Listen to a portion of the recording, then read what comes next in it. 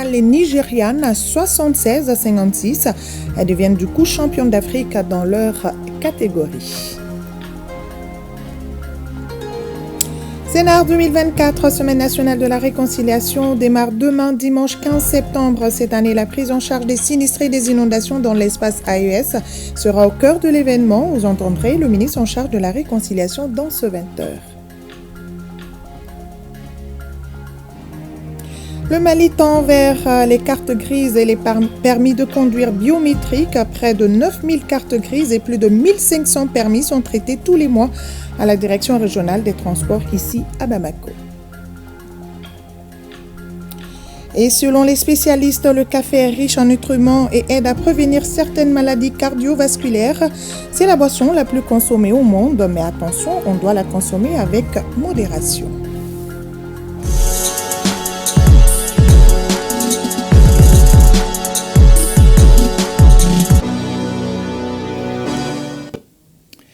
Bonsoir à tous et bienvenue dans la grande édition de ORTM 1. Une fois n'est pas coutume, ce soir nous ouvrons cette édition avec l'actualité sportive et il nous a rejoint sur ce plateau Siragatou Sissé. Bonsoir Siragatou. Bonsoir Khalia, tu connais. On n'a que de bonnes nouvelles là, ce soir. Tout à fait. Le Mali a remporté cet après-midi à Pretoria en Afrique du Sud l'Afro-Basket de moins de 18 ans en filles et devant le Nigeria. Oui, score final 76-56, soit 10 points de différence. Le Mali obtient en série son 9e trophée en 17 éditions, un record en Afrique. Retour sur cette finale maîtrisée par le Mali avec Koyisibi.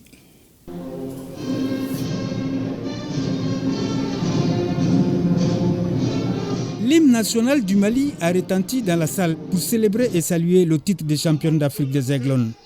Dans une finale face au Nigeria, les jeunes filles du Mali n'ont pas laissé la place au moindre doute. Elles dominent pratiquement tous les cartons pour l'emporter au final 76-56, soit 20 points d'écart. Cerise sur le gâteau, la Malienne Oumou Koumaré a été élue MVP de la compétition.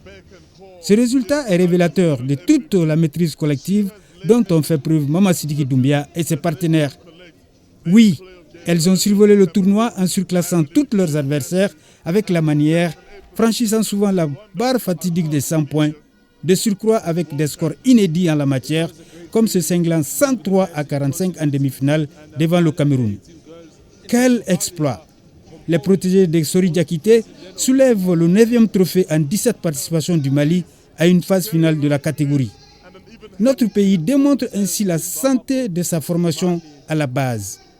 Une base que l'on devrait entretenir pour la faire grandir et franchir d'autres étapes et aller pourquoi pas à la quête d'un autre sacre continental au niveau des seniors, après celui de 2007 dans la salle Marius Ndiaye de Dakar, sous la houlette de l'inoubliable capitaine Amchetou Maïga.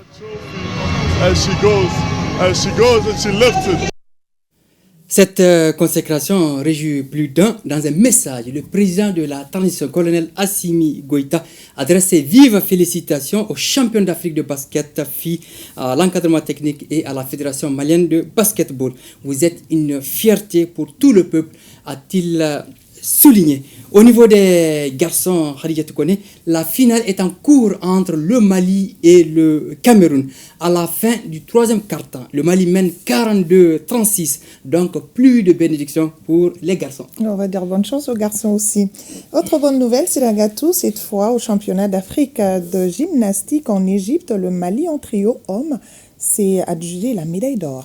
Oui, c'est une première pour le Mali dans cette discipline. Le trio malien en gymnastique est allé plus vite que les autres en arrachant la médaille d'or. En avant pour d'autres succès retentissants.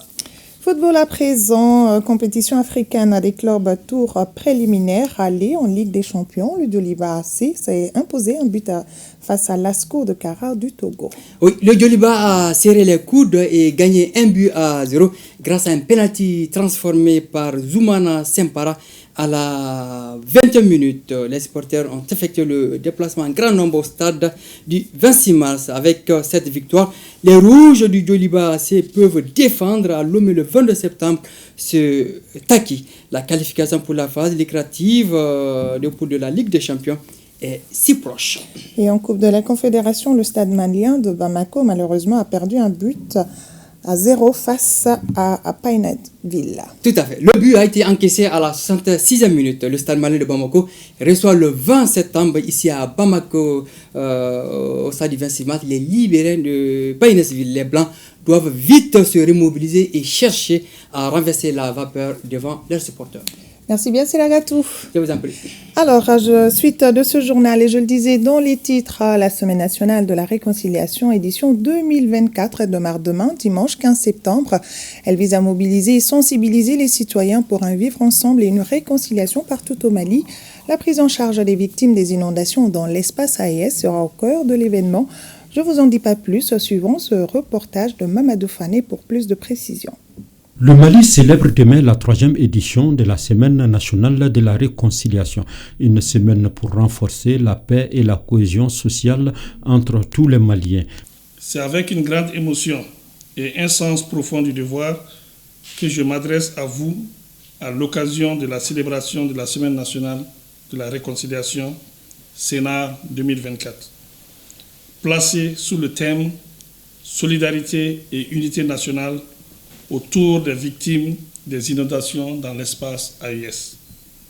Cette thématique, d'une actualité brûlante, nous rappelle l'importance de l'entraide, de l'unité et de la fraternité dans cette période difficile que traversent nos populations. Face à cette situation, le colonel-major Ismaël Ouagé dira que nous avons tous une responsabilité de répondre avec solidarité et compassion envers toutes les victimes des inondations.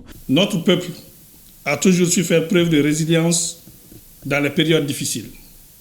Aujourd'hui, plus que jamais, nous devons unir nos forces pour soulager nos populations déjà éprouvées. La solidarité nationale peut se manifester à travers des gestes d'entraide, de générosité et de soutien mutuel. Elle trouve son expression la plus noble dans l'action collective et dans la volonté de ne laisser personne pour compte. Cette semaine nationale de réconciliation est une occasion de plus pour renforcer le tissu social. Je lance donc un appel pressant à toutes les institutions publiques, aux organisations nationales et internationales et à tous nos compatriotes pour une meilleure mobilisation autour des victimes des inondations dans l'espace AES. Le ministre a ensuite rappelé le contexte de la tenue de cette édition. Dans ce contexte difficile, rappelons-nous que la paix, la réconciliation et la cohésion nationale sont des réalités que nous devons incarner chaque jour pour des actions concrètes et des efforts de solidarité continus. Ensemble, relevons les défis auxquels nos pays sont confrontés. Ensemble, bâtissons une confédération AES plus unie, plus solidaire et plus forte. Il a enfin souhaité une bonne semaine nationale de la réconciliation à l'ensemble des Maliens. Et selon le constat de nos reporters au niveau de la Direction régionale des transports, près de 9000 cartes grises et plus de 1500 permis de conduire sont traités tous les mois. Le ministère en charge des transports veut donc basculer vers les cartes grises et permis de conduire biométriques et beaucoup a été fait dans ce sens.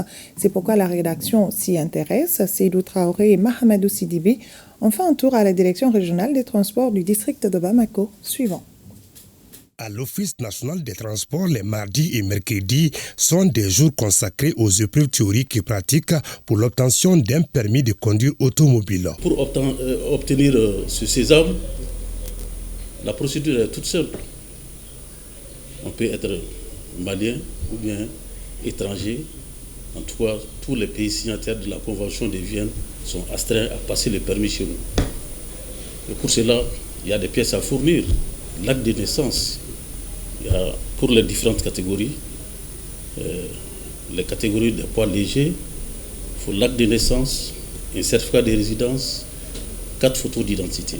Si vous êtes malien né à l'extérieur, est versé, en plus de ces dossiers cités, le certificat de nationalité.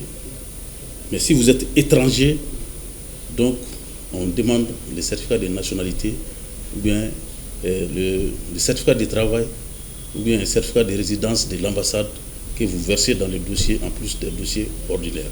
En cette période, les candidats pour la plupart sont des élèves étudiants. Vacances scolaires obligent pour obtenir le processus examen. Ici, le processus requiert des préalables tant pour les permis des engins lourds que celui des véhicules légers. Je suis passé par une auto-école pour être là. Je n'ai rencontré aucune difficulté pour le moment. Je suis venu prendre mon permis de conduire. Pas de problème ici à l'ONT. Surtout, c'est la visite médicale et la recherche des documents à fournir qui nous a un peu retardés. Dans les faits, pour obtenir un permis de conduire, le citoyen ou le candidat est obligé de se conformer aux principes en fonction des catégories des engins. Il y a deux grandes familles, deux grandes classes, catégories de permis. Communément, ce qu'on appelle catégorie de poids légers et c'est catégorie de poids lourds. La catégorie de poids légers, c'est des véhicules dont le poids total n'excède pas 3 tonnes 500. La catégorie des poids lourds, c'est des véhicules dont le poids total en charge excède 3 tonnes 500. Pas de temps à perdre à la direction régionale des transports du district de Bamako. Seulement au deuxième trimestre de l'année en cours, 4731 permis de conduire ont été délivrés aux citoyens, toutes catégories d'immatriculation avec une spécificité pour les personnes à mobilité réduite. En fonction de l'handicap, la pratique se fait sur un véhicule aménagé conformément à l'handicap. C'est une personne qui n'a pas d'invalidité, par exemple, qui n'a pas d'handicap, est obligée de passer l'examen théorique comme la personne qui a un handicap. Maintenant, après le passage avec succès de la phase théorique, il faut aller à la phase pratique. Maintenant, la phase pratique, nous avons les véhicules des auto-écoles qui sont là pour la pratique. Et celui qui a un handicap ne peut pas conduire le véhicule de celui qui n'a pas d'handicap. En plus du permis de conduire, l'obtention de la carte grise d'un véhicule obéit à des règles. La carte grise, c'est la pièce qui identifie le véhicule et son détenteur. La procédure, c'est qu'il faut d'abord faire l'expertise du véhicule. On a des techniciens pour cela. Le PV d'expertise qu'on appelle procès verbal de constatation est par bordereau envoyé au niveau de la douane pour le paiement des frais douaniers. Et la douane, à son tour, nous retourne le PVC avec toute la documentation afférente au dédouanement. Une fois sur place, nous procédons au traitement du dossier et nous donnons les montants de l'État qu'il faut payer. Et puis le dossier est traité jusqu'à la délivrance du certificat d'immatriculation provisoire qu'on appelle carte grise provisoire. Il y a un seul type de carte grise, mais il y a des différentes opérations. Il y a les opérations de renouvellement, il y a les opérations de mutation, il y a les opérations de duplicata et il y a les opérations de transformation.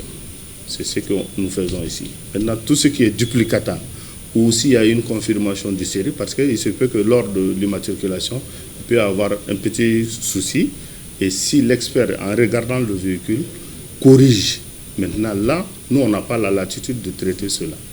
Là, ce dossier est envoyé à la direction. Maintenant, si c'est un duplicata, d'office, c'est la direction. Du mois d'avril à juin 2024, la direction régionale des transports du district de Bamako a produit 26 247 cartes grises. Ce document administratif est indispensable pour la mise en circulation d'un véhicule. Pour les véhicules de l'État, on appelle communément la série K, on a le garage administratif au niveau de la direction pour l'immatriculation de ces véhicules de l'État. Pour les corps diplomatiques, c'est pareil. Dans l'optique de gérer et de contrôler la demande qui s'accroît tous les ans, la direction régionale des transports de la capitale se positionne à migrer vers la modernisation à travers la digitalisation enclenchée par le département en charge des transports. Je pense que le département est à pied d'œuvre avec Sigidolo pour que nous puissions, dans un bref délai, commencer à délivrer les cartes grises biométriques, les permis biométriques. Et je pense qu'on sera en mesure, en tout cas, dans un délai relativement court, de satisfaire en tout cas à cette forte demande. face aux défis liés au transport, notamment l'obtention du permis de conduire automobile et des cartes grises. Une collaboration et une structuration des auto-écoles respectant les normes en matière d'installation s'avère nécessaire pour la réussite de la digitalisation, un processus qui permet de renflouer les caisses de l'État et de minimiser les accidents de la circulation routière. À présent, actualité des femmes. Aujourd'hui, samedi, suite à de longues missions de surveillance et d'observation, les forces armées maliennes ont localisé et détruit un camion et un pick-up transportant de grandes quantités de carburant à Zargo. C'est à 30 km au nord-est de Gourmararos. Le film avec Abdoulaye Sako. L'état-major général des armées informe l'opinion que dans le cadre de l'opération Maliko, les forces armées maliennes continuent de démanteler les bases et les dépôts logistiques des groupes armés terroristes ainsi que les réseaux criminels servant au financement des activités terroristes.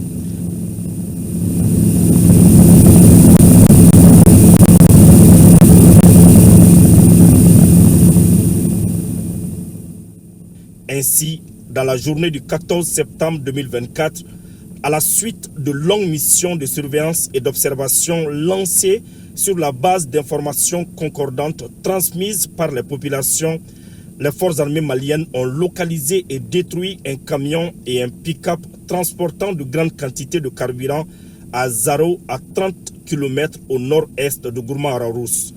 Le dépôt, ainsi ciblé, était protégé par un checkpoint et un péage sauvage mis en place par les terroristes pour racketter les paisibles populations sur la rive gauche du fleuve Niger.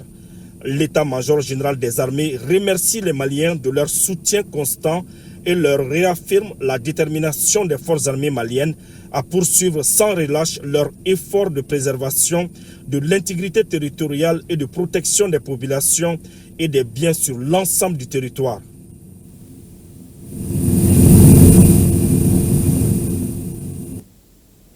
Afro-basket, on retourne à Pretoria en Afrique du Sud pour l'afro-basket de moins de 18 ans. Garçon, eh bien, le Mali vient de remporter le trophée en disposant du Cameroun 60-51. C'est la 3e consécration du Mali dans cette catégorie. Le président de la transition félicite les champions, le staff et la fédération. Vous aimez le café noir? Sinon, commencez à le boire dès aujourd'hui. Selon les spécialistes, il est riche en nutriments et aide à prévenir certaines maladies cardiovasculaires et le diabète de certains types. Le café fait partie des catégories de boissons les plus consommées au monde. Il est consommé par toutes les couches, hommes, femmes, jeunes et vieux. C'est un stimulant qui permet d'avoir de la forme et de l'énergie, mais attention, l'excès de toute chose est nuisible. Les bienfaits et désagréments du café noir, c'est dans ce reportage de Aliou Abdoulaye Touré et Adama Traoré. Entre Modibo Koli Keïta et le café, c'est une histoire d'amour. Son affection pour cette boisson a commencé depuis l'école primaire. J'avais un papa administrateur, et donc depuis l'école primaire. Et souvent, lui, il prenait beaucoup de café, des graines de café qu'il fallait moudre. Bon, comme j'étais trop collé au papa, c'est moi qui faisais ce travail. Au réveil, pour me sentir directement réveillé, je prends une tasse de café. Une tasse très chaude, un expresso. Bon, à défaut d'expresso, je peux consommer des cafés solides. Avant d'aller au lit, je prends une tasse de café. Alpha Koulibaly est économiste. Le café est devenu son principal allié.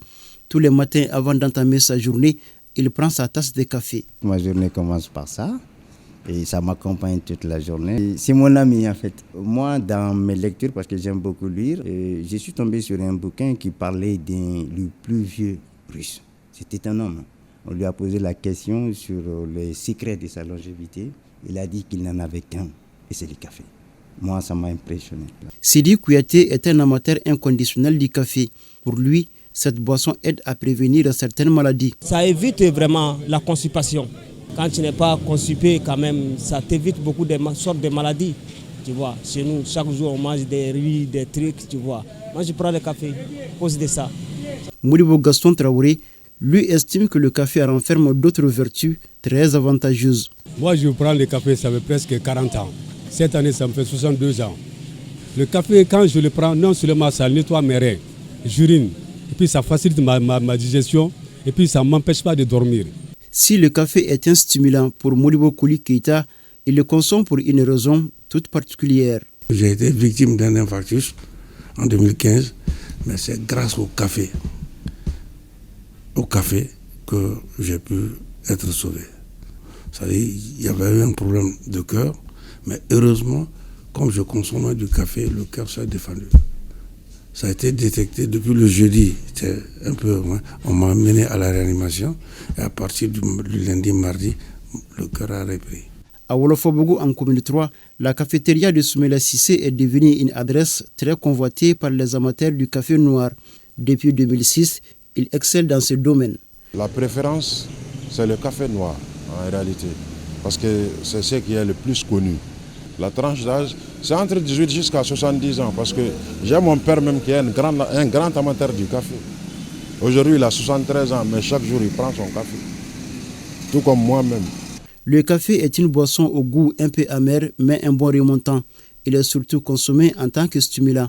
Il y a des études qui l'ont montré que quelqu'un qui consomme régulièrement du café, surtout le café naturel sans sucre ou sans édulcorant, ça peut vraiment réduire tout ce qui est un risque maladie cardiovasculaire. Donc ça permet de protéger un peu le cœur. Il y a des études aussi qui ont montré qu'il y a certains cancers concernant la survenue du cancer de la prostate. Ça peut aussi amener sur certains cancers de la peau. Ça peut éviter ça comme les mélanomes. Donc ça peut réduire. Il y a en consommant du café, on a aussi cette diminution des risques de cancer. Il y a même d'autres études qui ont montré comme par rapport au diabète, à la survenue du diabète de type 2, qui peut aussi, en consommant du café, peut réduire aussi ce risque d'avoir le diabète de type 2, surtout quand on le prend de façon naturelle, sans, comme je l'ai dit, sans sucre et sans édulcorant ajouté. Comme tout nutriment, le café aussi doit être consommé en tenant compte des besoins et de la quantité requise. Bon, en moyenne, on peut le dire qu'une tasse suffit, mais il y a aussi la période de consommation du café. Par exemple, il y a certains, dès le réveil, ils le prennent. Les études ont montré que ça peut jouer sur le pic glycémique, donc de préférence, c'est mieux de le prendre un peu plus tard. Il y en a d'autres qui prennent après les repas. Donc, au moins 1 à 2 tasses dans la journée est assez recommandé. Mais au-delà de ça, ça peut créer des problèmes comme des insomnies, ça peut créer des problèmes comme des douleurs gastriques ou des reflux gastriques. Et même, ça peut aussi créer des maux de tête chez certains. Donc, ça a des avantages, mais aussi ça peut avoir des inconvénients sur la santé. Si le café est bénéfique pour le corps, bien pour la santé, il est toutefois important de ne pas trop en abuser. Tout à fait, Abdoulaye. Parlons également de cette sortie de contingent 2024 de la formation commune de base des surveillants de prison et inspecteurs de douane au centre d'instruction de Banankoro. Au total, 126 recrues pour cette promotion qui vient de boucler 6 mois d'apprentissage. Reportage Honoré Tchenou et Bassi Traoré. Sauvegarder l'intégrité, l'unité nationale jusqu'au sacrifice ultime. Ils sont 123 surveillants de prison, dont 31 personnels féminins et 3 inspecteurs de la douane pour ces contingents 2024. Après 6 mois de formation commune de base, ces jeunes recrues sont désormais aptes à répondre aux attentes de leurs services respectifs. La formation en tant que telle s'articule autour de 3 volets essentiels: l'éducation physique militaire, la formation militaire générale, la formation opérationnelle. Ces jeunes agents ont acquis une formation militaire digne de son nom pour pouvoir répondre aux attentes de leur service. Force est de savoir qu'une bonne formation commune de base demeure le socle et les repères de la carrière du soldat, d'où la rigueur au cours de cette formation, toute chose dont la hiérarchie militaire s'en félicite. Le programme de formation mis en place à cet effet a contribué de façon significative à mettre progressivement à la disposition des 2 services des ressources humaines bien formées, aguerries et disposant des notions nécessaires pour apprendre toutes les difficultés dans un environnement professionnel aussi contraignant. La remise des attestations, les démonstrations du savoir-faire des recrues, les défilés des troupes ont été des temps forts de l'événement. L'hôtel Mandé, situé à la cité du Niger, a mis la clé sous le paillasson. Pour cause, il a été frappé par les inondations. Les voies d'accès et les chambres sont envahies par l'eau. Le ministre en charge de l'industrie hôtelière a été très touché par ce sinistre. C'est pourquoi il s'est rendu sur les lieux pour constater les dégâts. Nous l'écoutons au micro de Fadema Keïta. Nous sommes à l'hôtel Mandé, un établissement d'une très grande importance dans les parcs hôteliers du Mali. en raison de sa capacité d'accueil, mais aussi pour le cadre qu'il offre. Et il faut rappeler que l'hôtel Mandé compte parmi les plus anciens dans la structure hôtelière de notre pays. Et en venant ici, le constat que nous avons fait est triste. Il est tout simplement triste. Le sinistre est grand.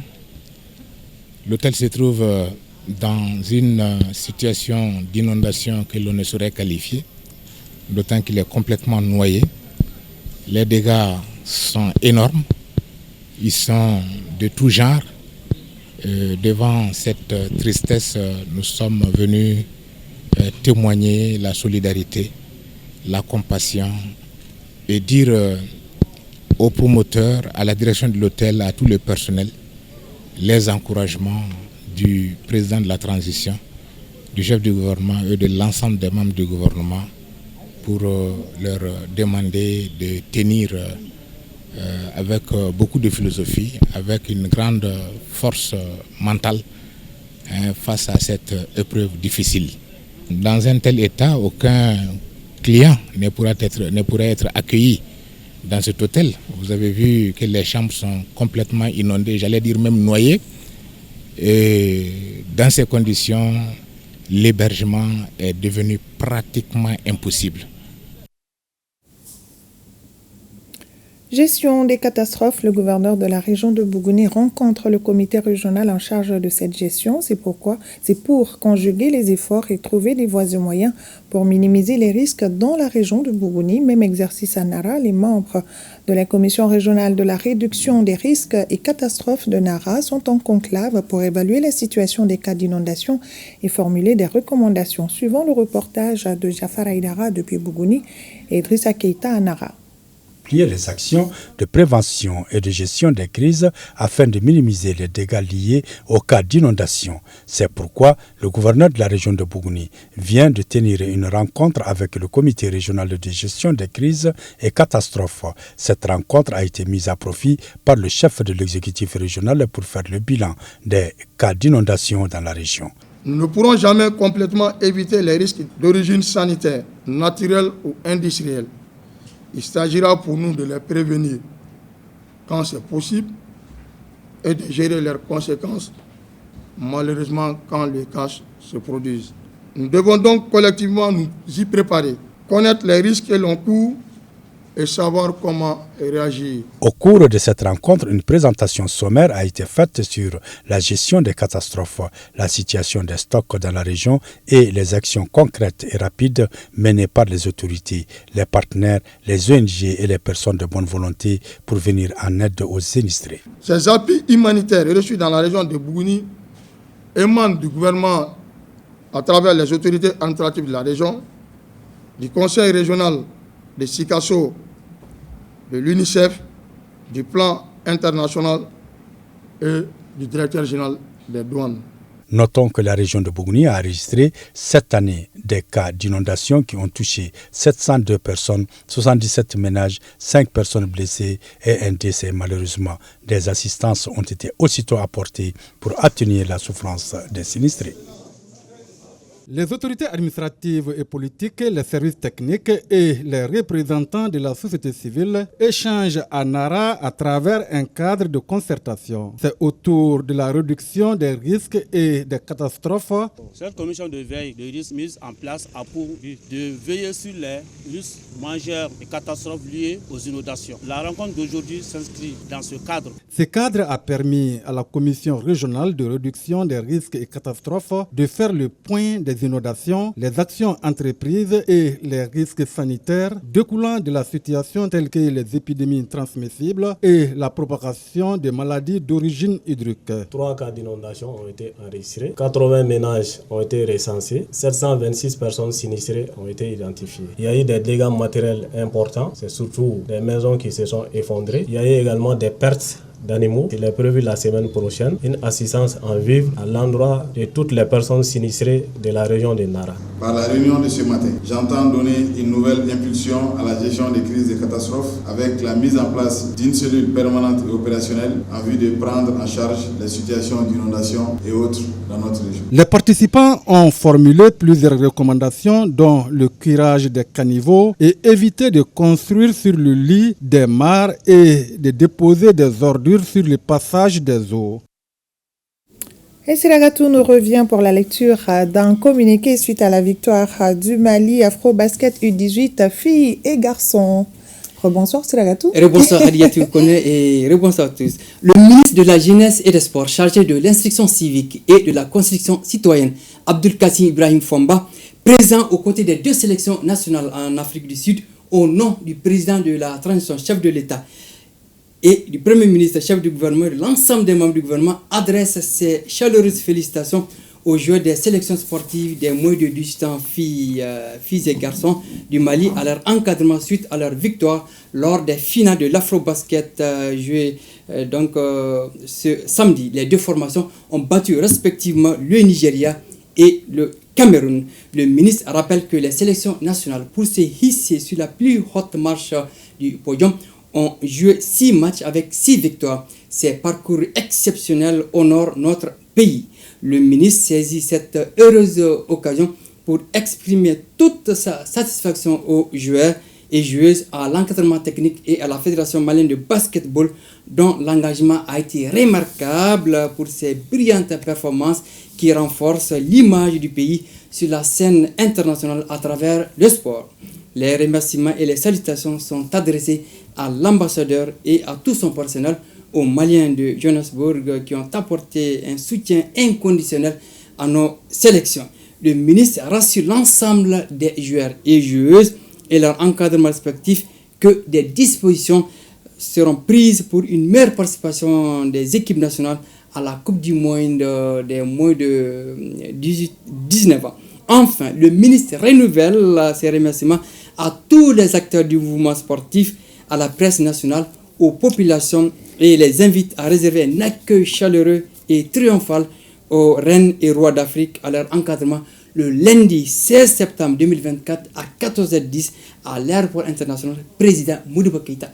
Et nous signalons la présence du ministre à Pretoria. Tout à fait, le ministre de la Jeunesse et des Sports, Abdul Kassim Ibrahim Fomba. Voilà, donc le village de Kourousalé dans la commune rurale du Mandé, à quelques 45 km de Bamako, disposera bientôt d'une zone industrielle. Le plan d'aménagement du site a été présenté au gouverneur de la région pour approbation. La superficie de 194 hectares dédiée à cet effet a été visitée par le gouverneur de Koulikoro. Le point de la visite avec Boubacar Sissoko et Salif Maïga. En se rendant sur le site réservé à la future zone industrielle AJSA de Kourousalé, le gouverneur de la région de Koulikoro, le colonel Lamini Kapouri Sanogo, voulait s'imprégner des informations relatives à l'installation de cette nouvelle zone industrielle dans sa région. On a soumis à mon approbation un projet d'arrêté d'aménagement de l'Asie. Alors sur un site de 194 hectares. Et avant l'approbation, puisque il ressort en tout cas des informations que les plus hautes autorités doivent poser les pierres des premières usines, j'ai tenu à être là pour lier la théorie à la pratique. Le document qui m'a été soumis, voir si réellement c'est ce qui se passe sur le terrain. Sur place, les responsables de l'Agence pour l'aménagement et la gestion des zones industrielles AJSA ont présenté au chef de l'exécutif régional le plan d'aménagement du site de Kourousalé.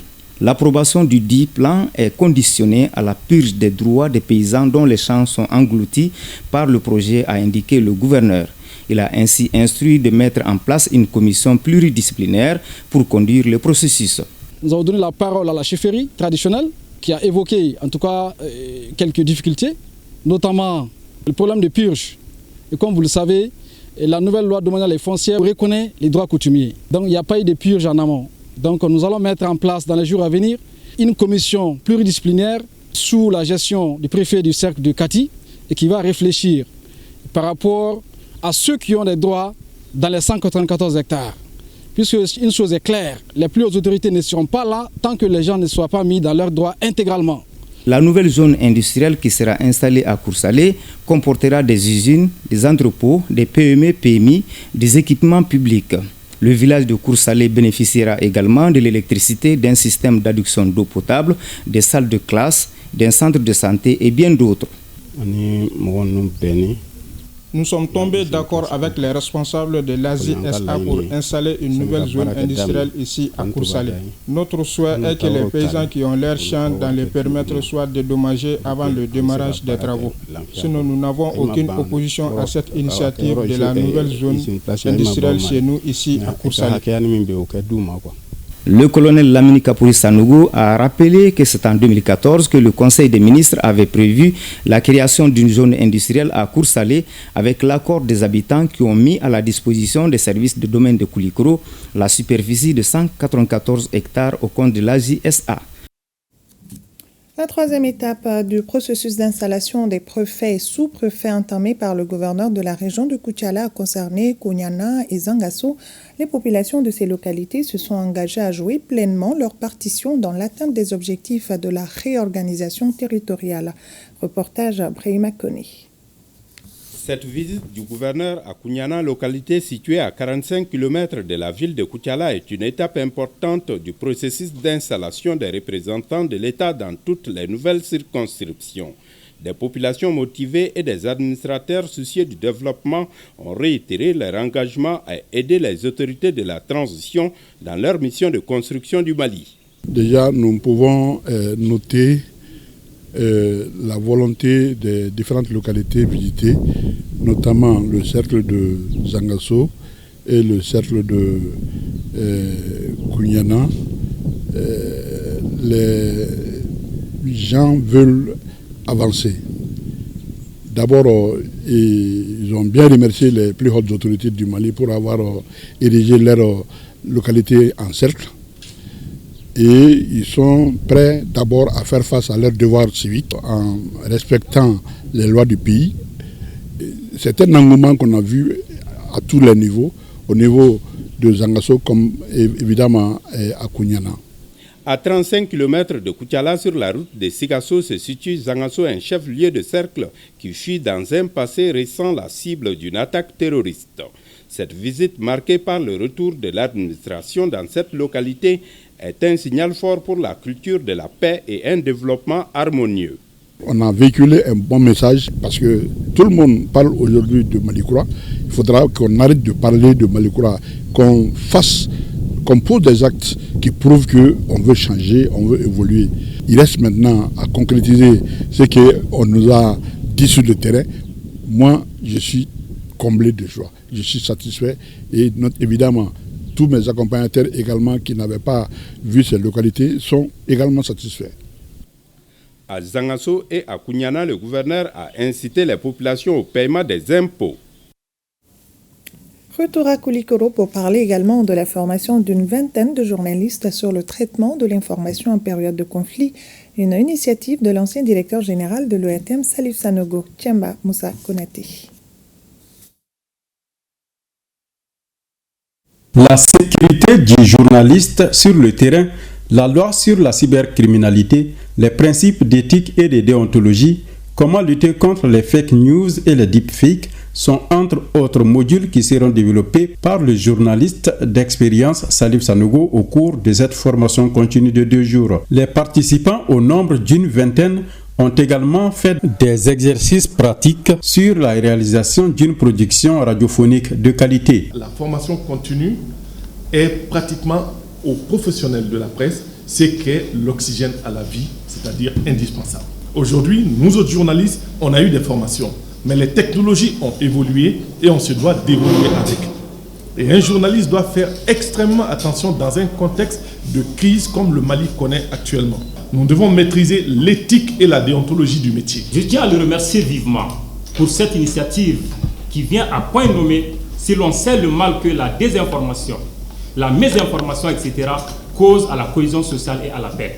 J'adresse par la même occasion mes vifs remerciements et notre chaleureuse reconnaissance à l'ambassadrice des États-Unis au Mali. Le chef de l'exécutif régional s'est réjoui de cette formation car, dit-il, la pratique du journalisme fait aujourd'hui face à de nombreux dangers. Il estime que cette formation devra contribuer à combattre contre les mauvaises pratiques du métier.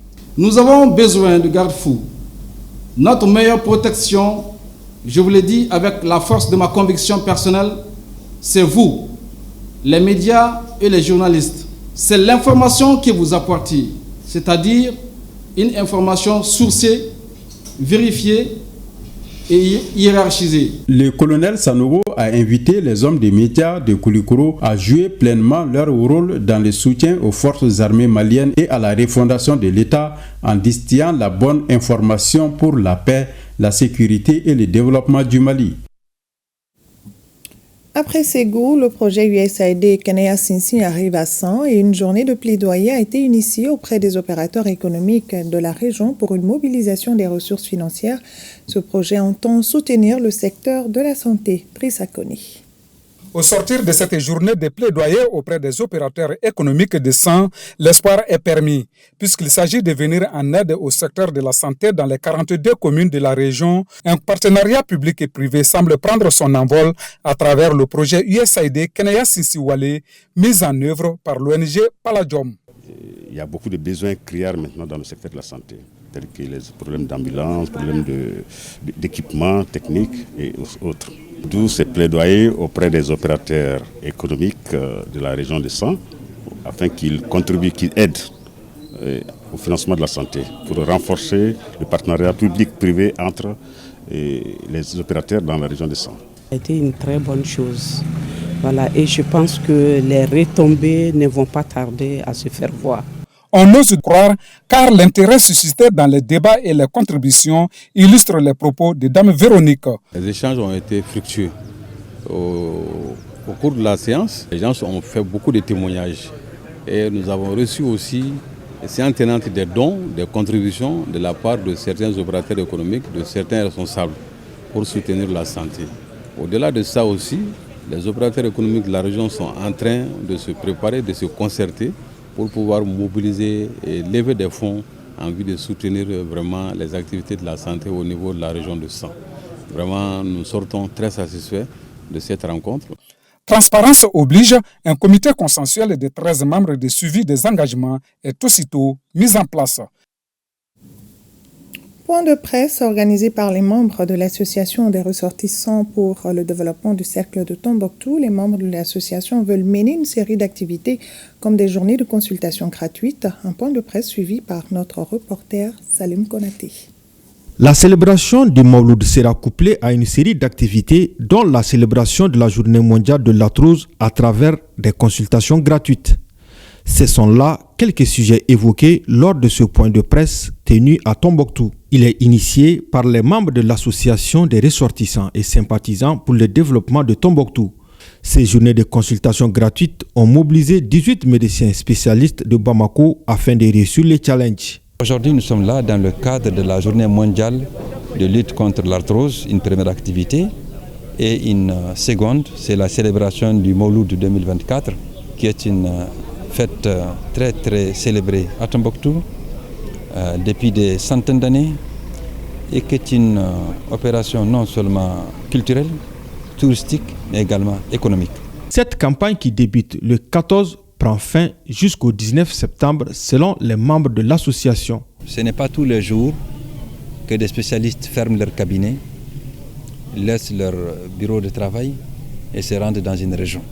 Donc vraiment, nous invitons les populations à venir massivement se faire consulter et leur dire que c'est le premier arrivé, premier servi. Les membres de la RDCT ont également reçu l'accompagnement de leurs partenaires à travers la remise de quelques lots de médicaments. L'ambassadeur du Mali au Congo a présidé l'atelier de restitution du rapport 2023 du comité indépendant des suivis, évaluations, recommandations des assises nationales de la refondation. Les participants ont recommandé la diligence de la mise en œuvre des recommandations concernant les Maliens établis à l'extérieur, notamment la création d'un guichet unique du foncier pour la diaspora. Commentaire Almouzer Al-Kamissa Yatara. La délégation de l'équipe du comité indépendant de suivi évaluation, recommandation des assises nationales de refondation a été reçue par l'ambassadeur du Mali à République du Congo et de la République démocratique du Congo. L'objectif de cette visite était de rendre compte aux Maliens établis dans ces deux pays de l'état de mise en œuvre des recommandations des assises nationales de la refondation. C'est la première fois que nous revenons aux populations pour rendre compte d'une mission qui nous a été confiée. Et je pense que, comme l'ont demandé les participants, nous allons faire en sorte que cet exercice soit pérenne. À Brazzaville, les communautés maliennes se sont fortement mobilisées pour venir discuter et approfondir la réflexion sur différentes problématiques en lien avec l'avenir de la nation, afin d'être à l'écoute des Maliens de l'extérieur pour partager avec cette composante de la nation l'état de mise en œuvre des recommandations des Assises nationales de la refondation. La juridiction de Brazzaville couvre ces deux pays, c'est-à-dire les deux Congos, et ils sont venus en tout cas répondre à l'appel pour suivre les travaux de cet atelier qui se sont bien déroulés. En tout cas, les gens sont repartis satisfaits. Et donc c'est le lieu de dire que c'est un sentiment de satisfaction qui m'anime aujourd'hui. Après avoir pris connaissance du rapport 2023 du comité indépendant de suivi, évaluation, recommandation des Assises nationales de refondation, les participants ont exprimé toute leur satisfaction suite aux informations reçues. Et en guise de recommandations, ils ont proposé la diligence de la mise en œuvre des recommandations concernant les Maliens établis à l'extérieur, en particulier la création de la banque d'investissement de la diaspora et le guichet unique du foncier pour la diaspora. Et un mot de littérature dans ce journal avec le résumé de ces deux livres publiés par Daouda Tekete. Et si l'éveil de l'Afrique était spirituel est le titre du premier. Dans ce livre, l'auteur estime que le fondamental à la racine du problème africain renvoie à des questions comme comment redonner à l'Afrique une dignité et une personnalité internationale pure de tout ridicule et beaucoup d'autres questions. Ce livre offre des pistes de réflexion quant à la problématique posée par les questions qui y sont abordées. Dans le second livre intitulé « Comment et pourquoi prendre soin de son corps », Daouda Tekete veut faire vivre à chaque lecteur la dimension sacrée de son être. Selon l'auteur, il existe une face supérieure de l'homme sous-évaluée, tuée, qui, si elle est dévoilée, donnerait plus de sens à nos vies, plus de force à l'être et à l'être ensemble, plus de confiance en l'avenir de l'homme et à la planète Terre. Ce livre contient 424 pages de livres à lire absolument.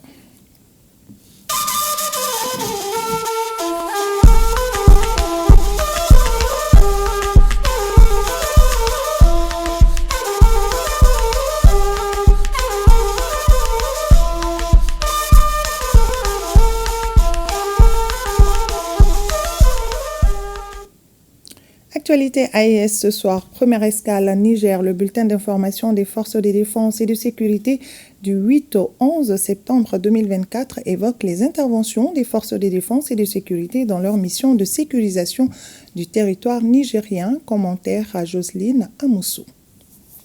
Dans la région de Tillabéri, sur la rive droite du fleuve Niger, dans le cadre de l'opération NIA, le mardi 10 septembre, une patrouille de l'opération Lakalkane a intercepté une camionnette sur l'axe Bandio-Koma-Bongou transportant plus de 50 bouteilles de gaz. De plus, grâce à un renseignement fiable, une unité de FDS a été dépêchée à Diapaga où elle a réussi à pister et arrêter un terroriste notoire impliqué dans plusieurs attaques, dont celle de Boni, survenue le 20 mai 2024. Sur l'autre rive du fleuve, au sein de l'opération Al-Mahou, suite à l'incursion terroriste survenue mardi dernier dans la localité de Sabon-Garin Takoussa, une mission a été rapidement envoyée pour traquer les assaillants. 14 criminels venus pour voler du bétail ont été neutralisés. Dans le cadre de l'opération Damissa, les forces de sécurité de la région de Dosso ont réalisé plusieurs interventions majeures en fin de semaine dernière. Une unité patrouillant aux abords du village de Medaka a intercepté un important convoi de produits illicites comprenant 79 000 comprimés de tramadol et 64 plaquettes de chanvre indien d'une valeur estimée à plus de 100 millions de francs CFA. Dans la même période, une autre unité en mission pour sécuriser le marché d'Agali a interpellé un individu de nationalité étrangère soupçonné d'être lié à une organisation terroriste. Dans la région de Tawa, dans le cadre de l'opération Chara, une patrouille des forces de défense et de sécurité est intervenue le matin du 9 septembre dernier après avoir surpris un groupe de 4 bandits lors d'une tentative de vol de bétail dans le village de Munzeka. À l'arrivée des FDS, les criminels ont pris la fuite, mais l'un d'entre eux a été capturé. Dans le même contexte sécuritaire, la brigade mobile de douane de Tawa a mené des actions offensives dans le cadre de l'opération nationale Sarankasa, visant à lutter contre les activités illégales dans les localités de Gidan-Ider et Salewa. Ces opérations ont permis de saisir environ 3500 litres de carburant de contrebande. En outre, dans le cadre des efforts de lutte contre le trafic de drogue, une perquisition opérée lors d'un contrôle de routine sur la route Konni a permis d'interpeller un trafiquant international de drogue à haut risque portant sur plus de 107 briques de cannabis d'un poids total de 57 kg.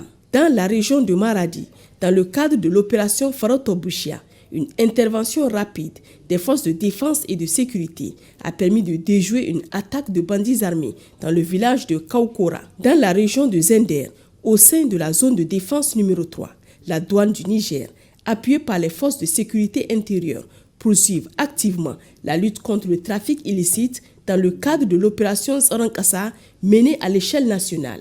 Depuis le début de ces interventions ciblées, nos unités ont obtenu des succès notables. Récemment, une unité déployée près de Gidigir a intercepté une Toyota pick-up transportant plus de 525 000 gélules de prégabalin, un dérivé du tramadol utilisé à des fins illégales. À l'est du pays, dans la région de Difa, les unités du secteur 4 de la force multinationale mixte poursuivent des opérations décisives contre les groupes terroristes. En fin de semaine dernière, un détachement des forces de défense et de sécurité a intercepté à la périphérie de Difa un convoi de ravitaillement destiné à Boko Haram. Dans le même ordre d'idées, 2 autres complices soupçonnés de ravitailler l'État islamique en Afrique de l'Ouest ont été appréhendés en Guingimi. Au nord du pays, au sein de l'opération Garkwa, dans la dynamique de rassurer davantage les usagers de l'escorte publique sur l'axe Arlit-Tabarkat, une opération dite Koubeyong a été initiée par les autorités militaires de la région. Tôt le matin de ce jour, mercredi 11 septembre, nos hommes ont réussi à neutraliser près de Ezezaou 2 bandits armés, puis récupérer une arme AK-47 munie de son chargeur garni. Un civil a été blessé par ces criminels. Cependant, son pronostic vital n'est pas engagé. Et cette action humanitaire à l'endroit des déplacés internes, nous sommes au Burkina Faso et plus précisément sur le site de IRA, Institut régional de l'administration de Ouaïagouya. Ils ont reçu des vivres, aussi des structures déconcentrées de l'État ont été visitées et encouragées par une délégation gouvernementale. Les détails avec Abdelaziz Guindo et Abdulrahman Rasmane Zongo. 14 tonnes de riz et 720 litres d'huile, c'est le geste gouvernemental de ce vendredi 13 septembre 2024 en faveur des personnes déplacées internes installées sur le site de IRA, Institut régional de l'administration à Ouaïagouya. Aujourd'hui, nous sommes venus donc accompagner ces personnes déplacées internes avec des vivres pour contribuer à renforcer leur résilience. Et c'est aussi voir comment on peut faire toujours pour continuer d'améliorer. Le président a donné un message clair, c'est celui de faire en sorte que les personnes déplacées internes puissent être prises en charge totalement et les encourager à rester résilients et à rester dignes. Les 2 ministres ont aussi visité auparavant le site qui abrite plus de 2200 pensionnaires et 355 ménages. Le porte-parole manifeste une attitude de gratitude. Nous avons reçu du riz, de l'huile et bien plus. Nous sommes vraiment heureux et reconnaissants. D'autres structures déconcentrées de l'État, notamment la Direction régionale du budget, la Direction régionale du trésor, la plateforme maraîchère et le bureau des douanes, entre autres, ont également accueilli les ministres. Là également, encouragement et soutien ont été adressés aux responsables personnels et les doléances formulées notées par la délégation ministérielle. Toujours au Burkina Faso, le PNUD a remis officiellement des kits d'installation à 300 jeunes de la commune de Seitanga. Le geste vise à améliorer les conditions de vie de ses bénéficiaires, Ibrahim Kagone et Seni Kemtore. Ils sont 300 jeunes de la commune de Setenga dans la région du Sahel à recevoir leur kit d'installation ici à Dori. D'un coût de plus de 80 millions de francs CFA, ce geste est voulu par le PNUD à travers son projet Facilité de stabilisation Fenêtre du Burkina Faso, un projet qui vise à améliorer les conditions de vie de ses bénéficiaires. Le PNUD est en train d'apprendre à ces jeunes à pêcher. C'est-à-dire, on vous remet le matériel, moi je leur souhaite le courage, la volonté et tout ce qui peut leur permettre d'aller devant afin de transformer positivement leur vie. Les équipements aujourd'hui acquis, on nous a demandé de ne pas les vendre. Nous avons pris l'engagement et Inch'Allah, nous n'allons pas vendre ces équipements.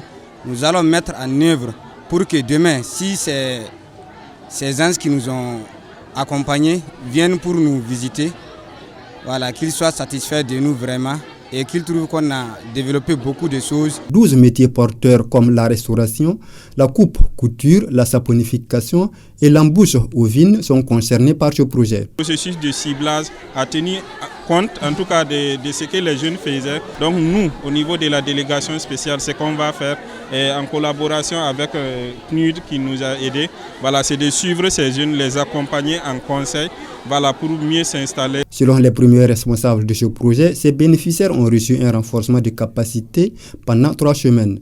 Et ce projet couvre la région du Sahel et le Nord.